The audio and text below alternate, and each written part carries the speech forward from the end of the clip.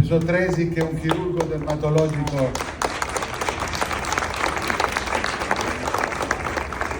britannico-irlandese di fama internazionale, 35 anni di carriera, si distingue per la sua competenza avanzata, la formazione specialistica in dermopatologia, medicina rigenerativa e medicina estetica. Prego, Treacy. Go ahead.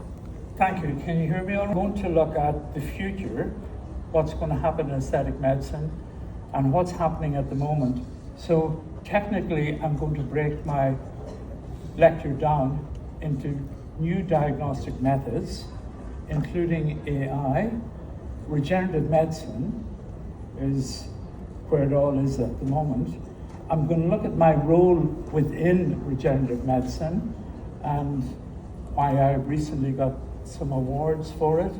I'm going to look at photobiomodulation. This is going to be a big thing in the future. I'm going to quickly look at secretomes and exosomes because most people know that. If we have time, cell senescence, what causes cells to die, and what we're doing about it. Through this, regenerative medicine. Right, in terms of regenerative medicine, one of the things we're looking at is phototherapy. I won a recent award in Cambridge for my, work in regenerative medicine, so I'll quickly run through that.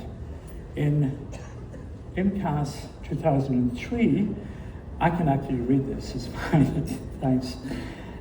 This is from a book that I'm bringing out very soon, and it says, I remember walking into a crowded lecture, clutching slides about platelet-rich plasma. At the time, platelet-rich plasma was barely a whisper in aesthetic medicine, a curiosity. I spoke with conviction, but even though the audience listened, very many people were skeptical. And I had said also from my book, medicine has long been just patching up. We close wounds with stitches, fuse bones with plates, replace worn joints with metal, but rarely are we using, at least in that stage, the body itself, where a quiet miracle is at work. So what we did was, what if?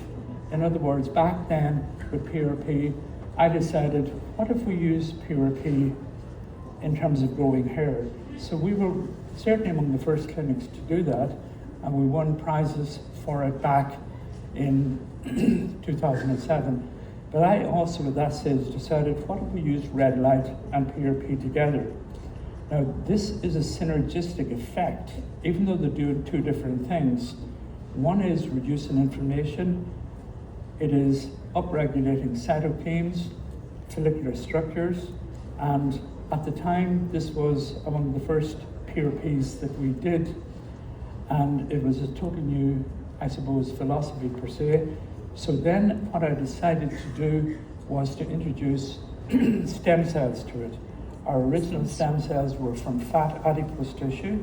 So if you've got Vaser and you have got your solution, if you take that solution and spin it for only a few minutes at 400 or 500 RPM, it goes into three different factions, and we're going for the middle one. The top one is the oily adipose layer. The bottom one is like a solution, but the middle one, the SVF, is what we used. So we switched over, and at one stage, this method, believe it or not, was being used internationally throughout the world. That's a picture of me in India, walking by a car park many years later, and seeing a picture of a younger me with, it says on it, Hollywood cosmetic surgeon Michael Jackson fame for hair transplants. And I'm just walking by and seeing this up in a car park, which is very interesting. But we introduced that method of FUE with red light and transplant and PRP. And we had many clinics in India. This is back 20 years ago. And that was some of them, they were called after Aylesbury. But then I also said in my book, the triumph of regenerative medicine belongs to the future, to the generations who will benefit from it most, and who will one day take for granted but now seems like miraculous. Some lives are measured in years. Mine is measured in scars. The scars of the patients who came to me for healing. So this is a lecture I speak for an hour. Let me just quickly run through. Neurostimulation per se. We now know that if we use light on the brain, we will reduce Parkinson's and Alzheimer's. Violet is the best. The problem with violet is, of course, it can't cross the skull, but infrared will cross the skull. Photobiomodulation, really look at it towards the future. I am thinking now even that we can reach the brain through the nose rather than having to go through the skull. So we're doing some work on that. But near-infrared and red will go into the meninges and can reduce inflammation. One of the other things that you should consider, of course, is grounding. Everybody forgets the fact that sort of in 1957, around that period, an awful lot of our autoimmune diseases started to happen. Autoimmune diseases in the late 50s spiraled, and we don't know why that happened. We know, for instance, that neurogenerative diseases, particularly Alzheimer's and Parkinson's, really happened in that period. Now, I firmly believe that what happened was that our shoes changed from leather to rubber in that period with the onset of sneakers. And as you see yourself, I'm wearing Skechers, that's getting more and more. The earth is negatively charged, we're building up a positive charge, and we should take off our shoes for at least 20 minutes a day and walk around like our forefathers did. We see that a lot of these diseases are not present in places like Africa, where people are still walking around on their bare feet. So that's something to look at. I know I'm sort of running over time. Vagus nerve as well. If we use light on that, we reduce inflammation. And you know, we're very much pharmacologically driven that we think we have to take tablets for everything. Some of the things are basic. I mean, why is there more heart attacks in Sweden than there is in Dublin, than there is in Paris, than there is in Italy? And everybody says, oh, it's the diet, I have to have a Mediterranean diet. Wrong. It's the sun and your latitude where you are in the sun. In Ethiopia, in young people that or older people that hardly have any heart attacks at all. And they only get them when they move to us and we say, oh, they're on a Western diet. No, they're getting less sun. And it's a pity there are so many basic things that people just won't look at, quite obviously. And one of them is grounding. Will I keep talking or stop? We can try to wrap up if it's possible. Okay, that's a pity because inflammation is another big one that you'll be seeing in the future, and this is the use of red light in terms of these stem cells.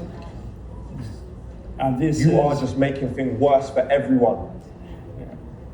There's a reason for that.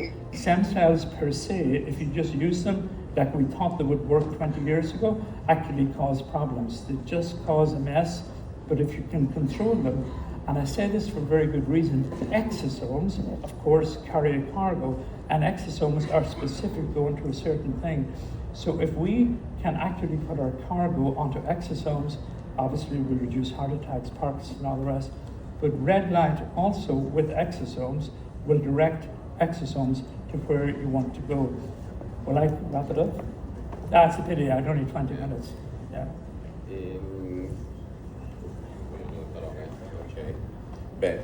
Da parte ovviamente della SMO e dell'Accademia di AMP vogliamo ringraziare l'intervento del dottor Treacy.